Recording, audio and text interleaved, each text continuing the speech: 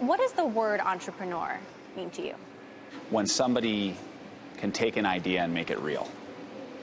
And so that an entrepreneur could be a business person, could be an artist, could be a musician, anybody who can have an idea and turn it into reality. And how did you do that? I dedicated myself to it. When I was 22 years old, I promised myself that I would work my tail off until the age of 30 at a minimum to succeed as an entrepreneur. And that was extremely important because I had a lot of failure along the way. Right, the first company you started failed. Yeah, actually, and then there was a company that I didn't even start that I failed at. So I really had 2 failures before I succeeded with GoPro. How do those failures drive you today? Well, at the time, they scared me, right? And failure isn't easy. It wasn't like I thought, oh, cool, I failed. And success has taught me that one of the most important things an entrepreneur can have is perseverance. The dedication, a willingness to fail, pick yourself up again and give it another shot. Because if you don't have that, if you don't have that grit, you're going to get run over.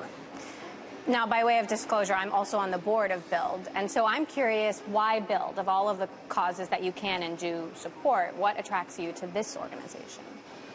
I think that Build's work in making school relevant and exciting and entertaining to kids is incredibly important.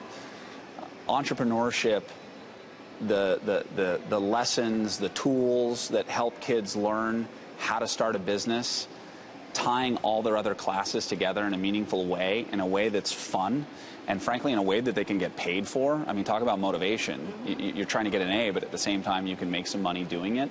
I think it makes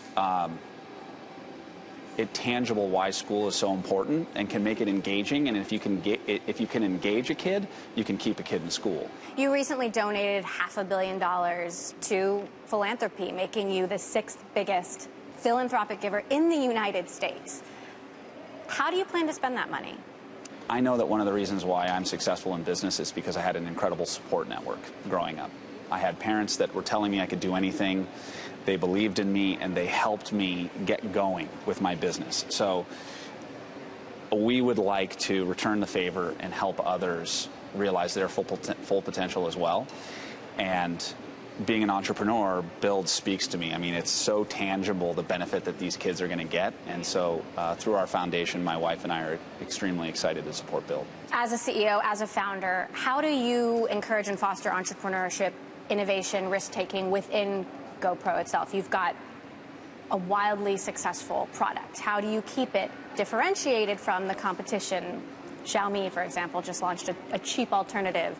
Apple is always looming. How do you keep GoPro, what you're famous for, how do you keep it the best of the bunch?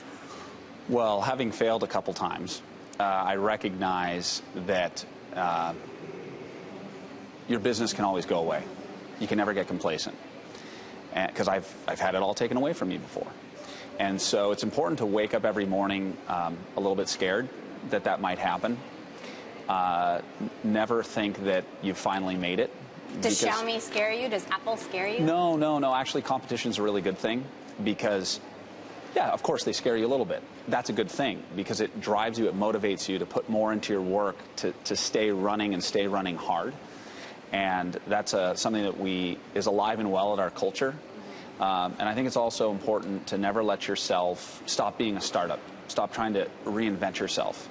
Well, GoPro did have a wildly successful IPO. The stock has been a little bit volatile, though, and yet you have people comparing the company to Apple. An analyst told me that he thinks you're the next Steve Jobs. How do you reconcile that? You don't.